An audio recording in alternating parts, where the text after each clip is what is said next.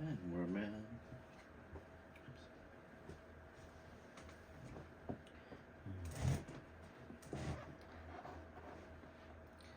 Hello and welcome to our Bible study in Jesus' name. We continue our study of Daniel. We are now on chapter 5. We'll be looking at chapter 5 and 6 in this video. We again will be following the Bible study guide that was emailed to the congregation on Monday. Some background is in order as we transition from chapter 4 to chapter 5. The setting has changed considerably. About 30 years have passed since the last episode in Nebuchadnezzar's life was recorded in chapter 4 as far as Daniel is concerned. Now Nebuchadnezzar is no longer king. Daniel's still in Babylon. The king is now Belshazzar. What they have in common is that Belshazzar also needs a lesson in humility. Belshazzar is the son and co-ruler of King Nabonidus, who had installed his oldest son as ruler and moved to Arabia. The reasons for that, you can always just Google that, King Nabonidus, and there's lots of information there about that situation. For our purposes, Daniel is dealing with Belshazzar, who is reigning in Babylon at the time of this event. We do need to keep in mind that when we say father of in the Bible, as in this case, or son, it doesn't automatically mean that this one of two generations. Father can often mean forefather, not just father, grandfather, great-grandfather. Son can be grandson or descendant. So we need to be aware of that in this situation regarding Belshazzar's relationship with Nebuchadnezzar. Also, at this point, the Medo-Persian armies have already attacked. They were positioned around Babylon's city walls. In keeping with that, Belshazzar chose to host a banquet. Why? He may have had a false sense of security, or maybe he knew he was doomed and he just wanted to have a big party before his reign came to an end, along, of course, with his life. So let's get started with chapter 5. Verses 1 to 4. King Belshazzar made a great feast for 1,000 of his nobles, and in front of the 1,000 he drank wine. When he had tasted the wine, Belshazzar said to bring the gold and silver vessels that his father Nebuchadnezzar had taken from the temple in Jerusalem, so that the king and his nobles, his wives, and his concubines could drink from them. When they brought the gold vessels that they had taken from the temple, that is, the house of God in Jerusalem, so the king and his nobles, his wives and his concubines drank from them. They drank wine and praised the gods of gold and silver, of bronze, iron, wood, and stone. So in what ways did Belshazzar invite divine intervention? Well, of course, using these temple vessels, which Nebuchadnezzar had taken from the temple in Jerusalem, but he had not used them in this way. He had stored them. Also, as they drank from these vessels, what did they do? They praised idols, false gods of gold, silver, and bronze, iron, wood, and stone, virtually everything. And as you can imagine, of course, that is going to provoke God to a response, which it does. Verse 5. At that moment, the fingers of a human hand appeared and wrote on the plaster of the wall of the king's palace, opposite the lampstand, and the king saw the back of the hand that was writing. Then the king's cheerful appearance changed. His face grew pale, and his thoughts troubled him.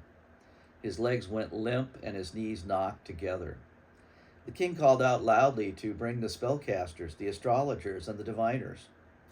The king said to the wise men of Babylon, "Whoever is able to read this writing and explain its meaning will be clothed in purple, with a gold chain around his neck, and he will rule as third highest in the kingdom."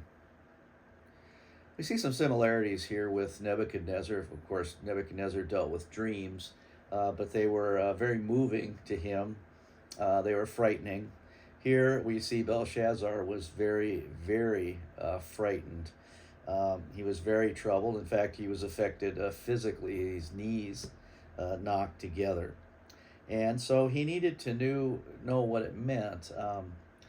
he called for the usual suspects, the spellcasters, astrologers, diviners, and offered them quite an incentive to do that interpreting.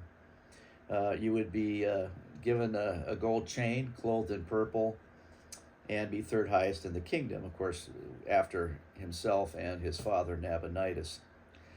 And so, verse 8, then all the king's wise men came in, but they were not able to read the writing or tell the king what it meant. When we see with Daniel what that writing is, we can kind of sympathize with them about the writing there. And of course, this is obviously the setting from which the phrase has been used for who knows how long. You know, the writing on the wall. Then King Belshazzar was really terrified. He grew even paler, and his nobles were perplexed.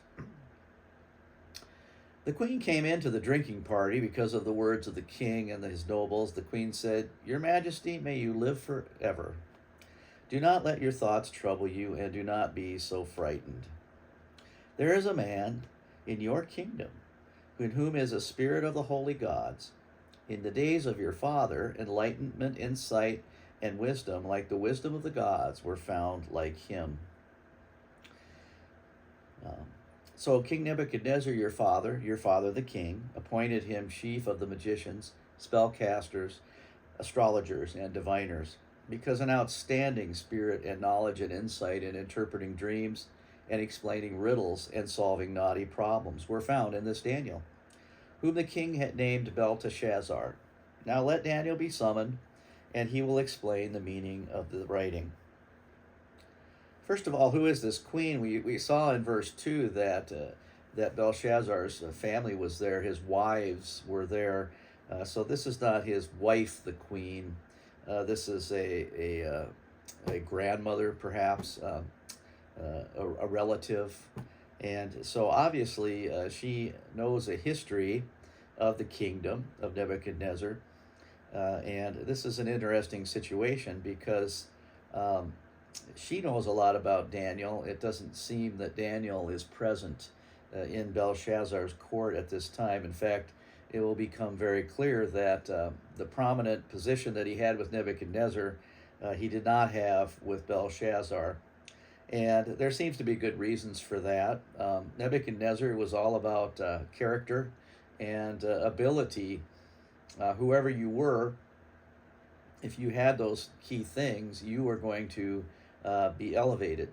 In Belshazzar's kingdom, that did not seem to be the case. And so Daniel is still alive, still around, but in some ways marginalized from his previous position with Nebuchadnezzar. But she knows about him, and she encourages Belteshazzar to summon him, and he will explain the meaning of the writing, because, of course, he had been able to explain the meanings of Nebuchadnezzar's dreams. Verse 13, then Daniel was brought before the king. The king said to Daniel, "Are you Daniel, one of the Judean exiles whom my father brought from Judah? I have heard about you that a spirit of the gods is in you, and an enlightenment and insight and outstanding wisdom are found in you. Now those wise men who are spellcasters were brought before me to read this writing, and to make its meaning known to you, and make its meaning known to me, rather. But they were not able to explain the meaning of this message. Yet I have heard about you, that you are able to explain meanings clearly, and to solve knotty problems. Therefore, if you're able to read the writing and make its meaning known to me, you will be clothed in purple, with a gold chain around your neck, and you will rule as third in the kingdom." So again, what I suggested already is confirmed in Belshazzar's words to Daniel. Is he says, "I've heard of you." They obviously didn't have person-to-person contact, that Daniel was not an influential servant of this king. And so now it seems as though they are meeting perhaps for the first time even, who knows.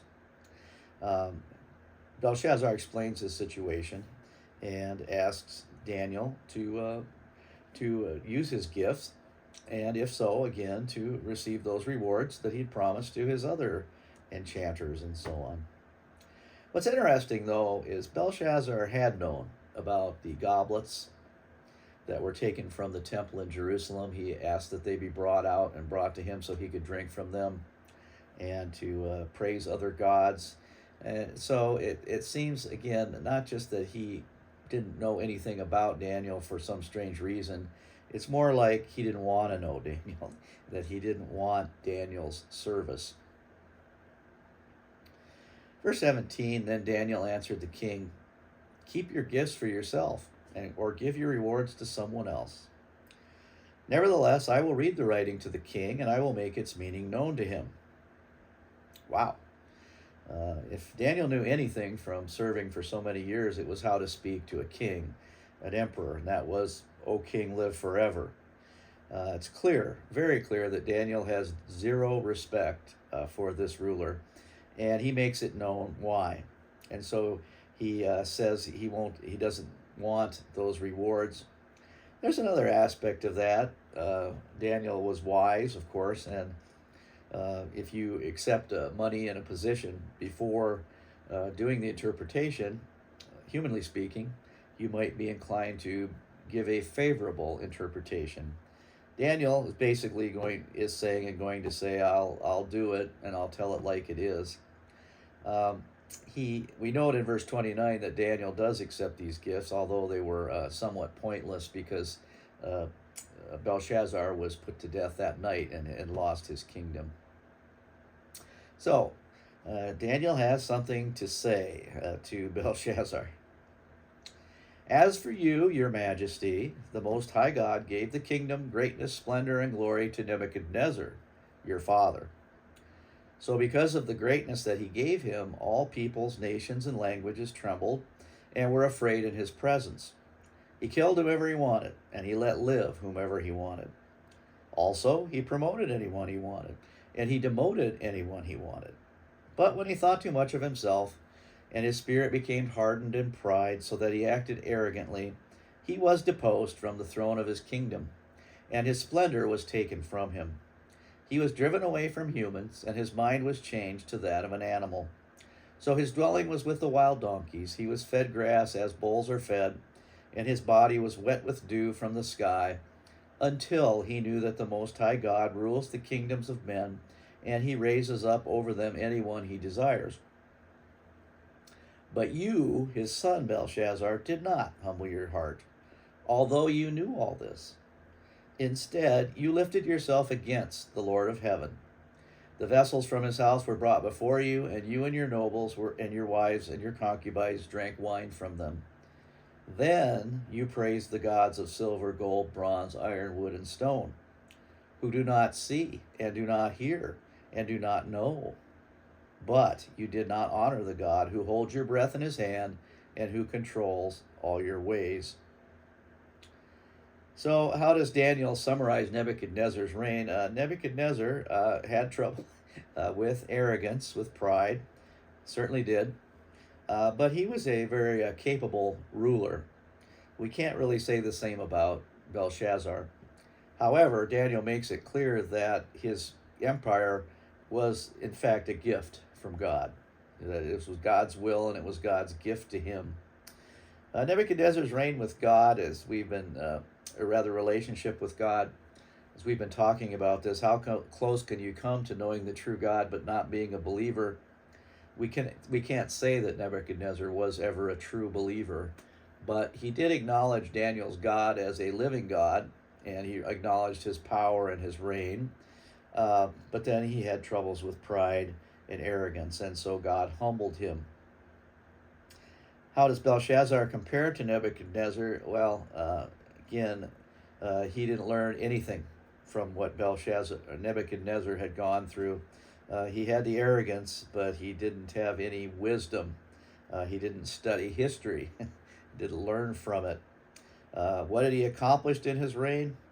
We don't see much of anything, really. What Daniel emphasizes, all you did is provoke the true God. You took those goblets again, and you drank from them and praised these false gods to, again, bring God's wrath upon him. So Not very flattering from beginning to the end, this far, of Daniel's assessment of this emperor. He continues, verse 24. So the back of the hand was sent by him, and his writing was inscribed. Now this is the writing that was inscribed. Mene, mene, tekel, and parsin. This is the meaning of the message. Mene means that God has counted up your kingdom and paid it out or spent it. Tekel means that you have been weighed in the scales and you're too light. Parsin means that your kingdom has been broken in two and given to the Medes and the Persians. So again, from a human perspective, we can sympathize with his other enchanters and so on. You've got these four words, counted, weighed, and broken in two. Or could these words mean mina, shekel, half shekel? And parsin could mean Persians. Could be allusion to them. And so we can see why this was a head scratcher for them. But Daniel, of course, has had this revealed to him from God. So verse 26 has the focus on your kingdom. Your kingdom has a lifespan and it's over. Verse 27 is particular to you, Belshazzar. You've been weighed in the scales and you're too light. Verse 28, broken in two. What is broken in two? Your kingdom by the Medes and the Persians.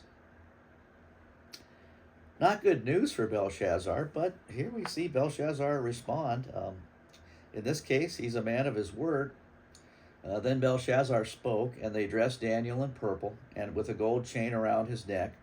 They made him the third highest ruler in the kingdom. That very night, King Belshazzar the Chaldean was killed. Then Darius the Mede received the kingdom when he was about 62 years old. So even though the interpretation was bad news for Belshazzar, he honored his commitment.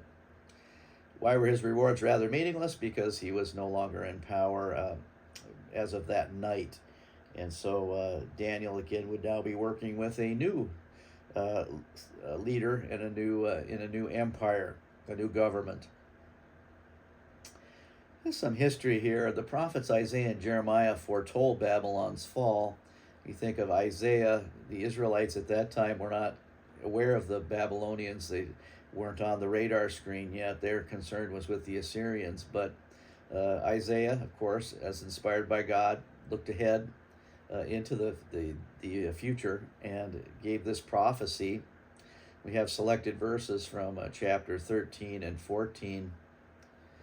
See, I will stir up against them the Medes, who do not care for silver and have no delight in gold. Their bows will strike down the young men. They will have no mercy on infants, nor will they look with compassion on children. Babylon, the jewel of kingdoms, the glory of Babylonians' pride, will be overthrown by God like Sodom and Gomorrah. And then chapter 14, beginning at verse 1. The Lord will have compassion on Jacob.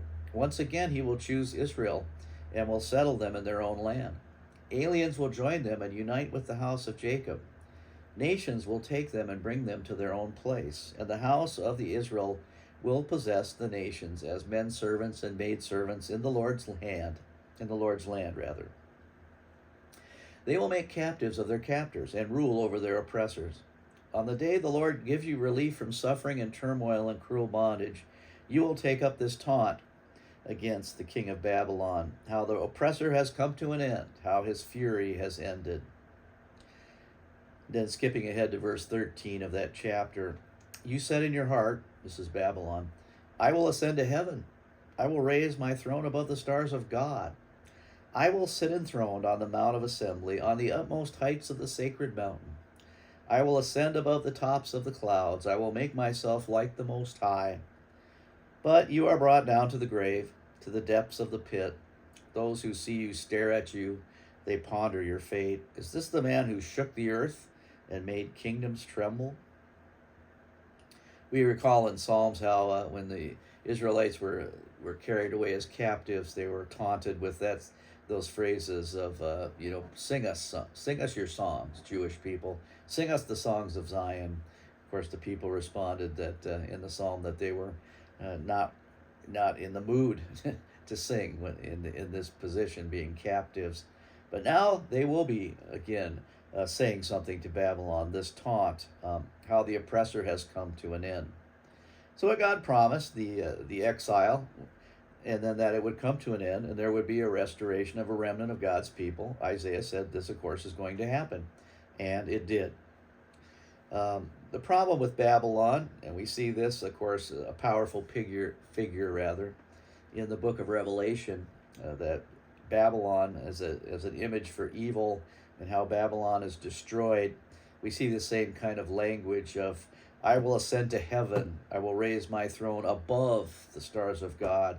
I am God, I'm greater than God, and all these things, and therefore inviting God's judgment.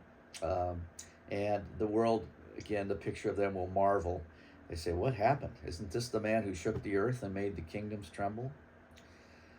Then in Jeremiah 50, this, of course, Jeremiah was a prophet that served God's people in Jerusalem before the destruction of the city, and then, of course, when it was destroyed.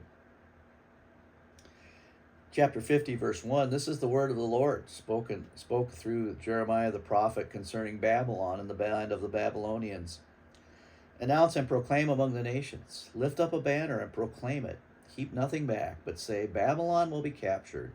Bel will be put to shame. Marduk will be filled with terror. Her images will be put to shame, and her idols filled with terror. Then we move to verse 8. Flee out of Babylon.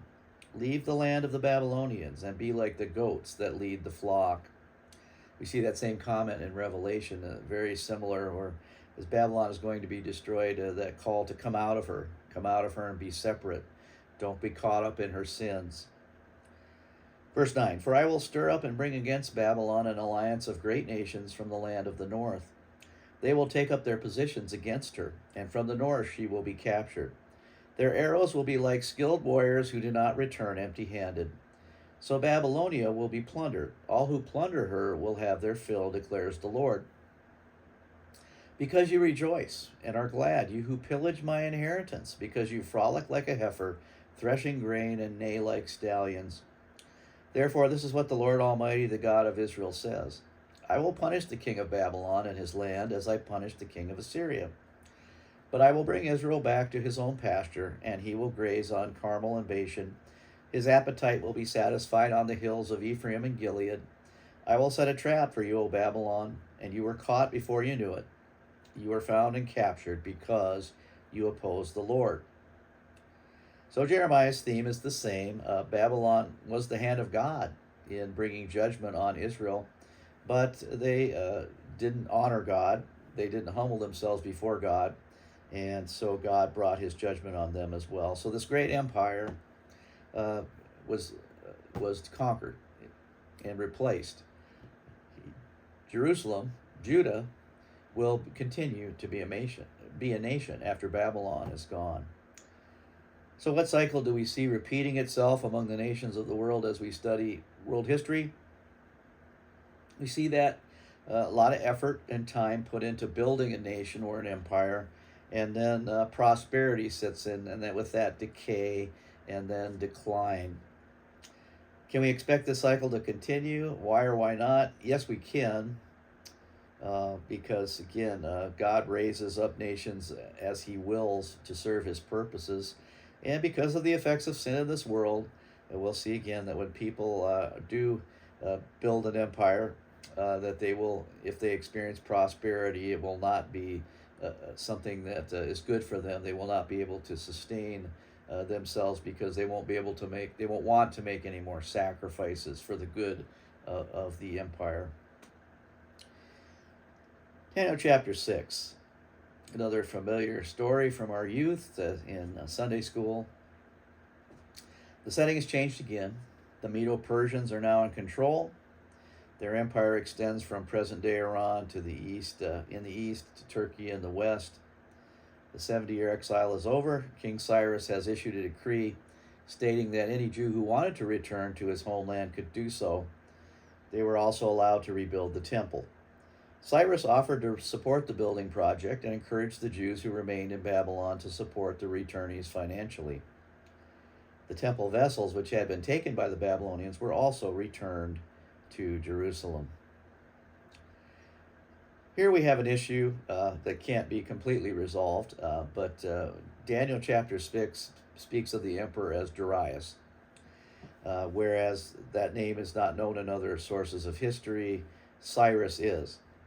There are plenty of explanations for that, in that so often people had different names for different reasons, and sometimes what we might consider a name was actually a title given to a person.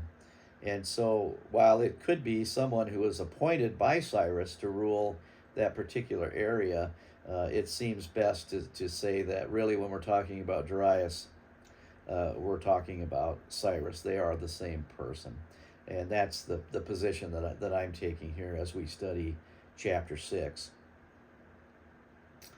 It seemed a good plan to Darius to appoint 120 satraps over the kingdom. They were to rule throughout the kingdom.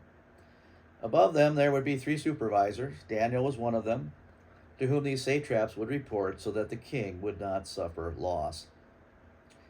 Daniel's an elderly man now, more than 80 years old. How did he achieve this high position? Because the Darius went back to the same type of system that Nebuchadnezzar had, and that is picking people of quality, people of character, people who are very, very talented and are trustworthy. Daniel was one of those types of people. In fact, he was one of 3, and so he was up in a very powerful position. Why was this concern? The main thing mentioned in verse 2 is though that the king would not suffer any loss, that the money that's supposed to flow in from the empire into the treasury actually did so. Money, large piles of money always attracts people because of greed, and so there were many opportunities to steal basically from the king. Verse 3, it came about that Daniel distinguished himself above the supervisors and satraps because there was an outstanding spirit in him. So the king intended to promote him so that he would be in charge of the entire kingdom, not one of 3, but number 1. Then the supervisors and satraps kept trying to find a basis for an accusation against Daniel in regard to his administration of the kingdom. However, they were unable to come up with an accusation or any evidence of corruption because he was trustworthy, and no neglect of duty or evidence of corruption could be found against him. Then these men said, we will not find any accusations to bring against this Daniel, unless we find something against him concerning the law of his God. So I mentioned what Darius and Nebuchadnezzar had in common as far as their leadership style was concerned is they were looking for a quality people, character, talent, and loyalty. How did Daniel make such devoted enemies? Again, simply the fact that this is the way the world works and still works. People crave power. If you have a position I want, I'm going to try to take you out so that I can get that position. Also, of course, we can't discount the fact that Daniel was Jewish, and perhaps these enemies were anti-Semitic in that sense. But he frustrated them because they just couldn't find any dirt. There was no skeletons in his closet, and they admitted that. He is an outstanding person. But they did see one thing, and that he was faithful and loyal to his God. And they thought maybe we can use that against him, which they did. You compare the work ethic of Daniel with that of his enemies. His enemies wanted to climb the ladder as far as they could go. And if they could get in a position to kill Darius and take his position, they would have. They wanted power. They wanted fame and pleasure and all those things. Daniel, his motivation was simply faithful service. And his goal was not to achieve higher positions. And so when he was elevated, he took those positions and he served them faithfully as well. Because ultimately his goal was to glorify God with his gifts, and that meant loyal service to those over him. Verse 6, so these supervisors and satraps came as a group to the king and said this to him. We note, again, they walk together, they walk as one. There's a reason for that. Verse 7, all the supervisors of the kingdom, the prefects, the satraps, the advisors, and the governors advised the king to establish and enforce a decree that prohibits anyone to pray a prayer to any god or person for 30 days except to you, your majesty. Anyone who does so will be thrown into the den of lions. Now, your majesty, please establish the decree and sign a document that cannot be changed, according to the law of the Medes and Persians, which cannot be revoked. That is why King Darius signed the written decree. So they spoke, they said, we all agree this is the right thing to do. Maybe they did, except, of course, Daniel. At least Daniel would not have been there. Why would this recommendation appeal to Darius? Because he was a human being, and maybe he had thoughts of this would inspire loyalty, but there was also just simply the pride issue. Why would they include this stipulation that this law cannot be revoked? Because they were playing the highest stakes game possible, and that was their own lives. They know that the emperor likes Daniel, and he's going to promote him again. And so Darius is not going to do anything against Daniel, but they have to catch him off guard, get him in a corner. And so by making this law, enacting it, now Darius is stuck, because they know when the trap is sprung, Darius is not going to like them anymore, and he would want to bring his wrath down upon them. So really, at this point, this is the game they're willing to play. Either we get rid of Daniel or we're dead. I mean, that's the only foreseeable way this is going to work out. They were willing to take this risk. Verse 11, or rather verse 10, I'm sorry. Now when Daniel had learned that the document had been signed, he went to his house. It had windows on its upper story that were open toward Jerusalem. 3 times each day he would get on his knees and pray and offer praise before his God. He continued to do that, just as he had been doing before this.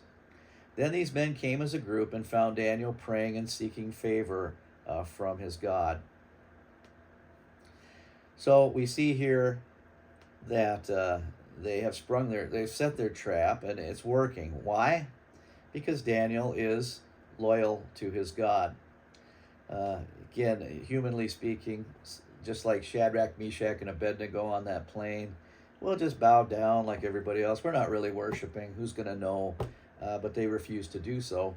Here, Daniel said, I'm not changing my practices. I'm going to continue to worship my God in the same way. We see the emphasis on praise for God and his blessings, and with that, trust. Now, what can we learn from Daniel's example as we face times of crisis in our lives? We don't know. We just don't know how things are going to work out. Just as the 3 men in the fiery furnace, they said, we know God can save us, but we don't know that he will. We don't know, but we do know what God has called us to do. And so we continue to do that. In that, we trust God to do what he will do that brings him glory. Verse 11, why did they go as a group? Because they needed unity. They did not need anyone of their group taking Daniel's side. They wanted all of this eyewitness testimony against Daniel. And so it's time. Time for the showdown. Verse 12. They went and asked the king about the decree. Your Majesty, did you not sign a decree that anyone who prays to any god or person for 30 days, except to you, your Majesty, will be thrown into the den of lions? The king answered, indeed I did. The order is established as a law of the Medes and the Persians that cannot be revoked. This had already been decided, but again, they want to position the king. They want to put him in a corner, and he follows along. Yes, this is a law, and it cannot be revoked. Not by me, not by anyone else. Then they responded to the king, Daniel, who is one of the exiles from Judah, does not pay attention to you, your Majesty, or to the decree that you signed. Instead, 3 times each day, he's praying to his prayers. So how do they characterize Daniel? Not as someone who is exceptional in his service and loyalty, except for this one thing. No, they try to paint him in a very bad light. He doesn't pay attention to you. He's worshiping, and he's in so doing he doesn't have any regard for your authority and your laws. That does not affect the king. Verse 14. When the king heard this report, he was very upset about it, but he was determined to save Daniel. He knew Daniel. So until sunset, he worked hard to rescue him. Then these men came as a group to the king and kept saying to the king, "You know, your majesty, that it is the law of the Medes and the Persians, that every decree or statute that the king establishes cannot be changed." This is it now. They can't back out, because if they don't get rid of Daniel, they are going to be gotten rid of themselves. Then the king gave the order, and Daniel was brought and thrown into the lion's den. The king said to Daniel, "May your God, whom you serve continually, rescue you." A stone was brought and placed over the mouth of the pit. The king sealed it with a signet ring and the signet rings of his nobles, so that nothing could be changed with regards to Daniel's situation. Then the king went to his palace. He spent the night without food, and no entertainment was brought before him, but he could not sleep. So Darius, he was not happy. He was very upset about the possibility of losing Daniel, but he was bound also by the law. They are bold because they have the law on their side, and they know they need to finish this. It's either Daniel or it's going to be them. What hope does Darius hold out for Daniel? He knows Daniel, and therefore he knows against something. Who knows how much about Daniel's God? He says, "May you serve him faithfully. You serve him continually. May he rescue you." So how is God being tested? In verse 17, in addition to that, those words of the king is that the king and his noble put their seals on the stone. And that, of course, was not a lock that would keep somebody from breaking in. It was a symbol of authority, that unless you have authority exceeding ours, you better not touch this. And nobody else did, except, of course, God could change the situation. Then the king went to his palace. He spent the night without food, and no entertainment was brought before him, but he could not sleep. Obviously, again, very upset. Verse 19, at dawn the king rose as soon as it was light and hurried to the lion's den. As he came near the pit, he cried out in a fearful voice. The king said to Daniel, "Daniel, servant of the living God, was your God, whom you serve continually, able to rescue you from the lions?" Darius had hope. You think about that. You drop a guy into a pit full of lions and expect him to live through the night. On what basis would you have any hope that he would survive? But listen to what Darius says. What does he believe about Daniel? He says, "You are a servant. You serve your God continually. You are faithful to him." And what about Daniel's God? He's a living God, and therefore he is able to act. So that's the basis of his hope. Verse 21, then Daniel spoke with the king, "Your majesty, may you live forever. My God sent his angel and shut the mouth of the lions. They have not hurt me, because he found me innocent in his presence, and also before you, your majesty, I have committed no crime." So according to Daniel, what message was God sending through his intervention? And that is that Daniel's innocence. He had not sinned against his God. Daniel had served him faithfully and continues to be a servant of Darius, also a faithful servant. But again, keeping the first commandment, "You shall have no other gods." What does this imply about Darius's law? Well, it's a human law, and there's a greater law above that. It's the law of God. And that, again, while a human law has its place, ultimately the law of God supersedes that. And here, of course, God can act and overrule as he so chooses human law. Verse 23, see again Darius' feelings about Daniel. The king was very glad and said that Daniel should be brought up from the pit. So nothing about being upstaged or the laws of the Medes and Persians being mocked. None of that. He's very happy. So Daniel was brought up from the pit, and he was unharmed because he trusted in his God. So again, that parallel with the 3 men in the fiery furnace, when they're brought out, they don't smell like smoke. There's no even singeing, no smell of smoke, nothing. The only thing that's gone is the ropes that bound them. Here, Daniel doesn't even, have a raspberry from a lion licking him too roughly. He's completely fine. And the credit for that, or the cause of that, is his trust in his God. And so, verse 24, the king gave the order, and those men who maliciously accused Daniel were brought and thrown into the lion's den, they, their children, and their wives. They had not reached the bottom of the pit when the lions overpowered them and crushed all their bones. And what this makes clear, of course, is the only reason Daniel was spared is because he did trust in his God. God intervened. It wasn't that the lions weren't hungry. This seems very brutal and gruesome to us, but we know that in that time this was standard practice. As we heard before, that if a man was displeased the king to the point of death, he would be executed, but also his house would be turned to rubble and his entire family wiped out. So, like Nebuchadnezzar, King Darius decides to write a letter to the world, essentially. Verse 25, King Darius wrote to all the people, nations, and languages that dwell on the entire earth, may your peace and prosperity increase. I give this command throughout my royal dominion. People should continually tremble and be afraid before the God of Daniel, because he is the living God who endures forever. His kingdom will not be destroyed, and his dominion is eternal. He rescues and saves. He works signs and wonders in heaven and on earth, so he saved Daniel from the power of the lions. So this Daniel prospered during the reign of Darius, that is, during the reign of Cyrus the Persian. So, whereas Nebuchadnezzar wrote a letter to the world and featured his own experience of being humbled by God, Darius doesn't specifically talk about the pit of lions. He simply says, he makes a decree, which, among other things, makes sure that this kind of thing doesn't happen again. In my domain, people are not going to mock or say anything bad about the God of Daniel, because he's a living God. He endures forever. He has a kingdom, and it can't be destroyed. It is eternal.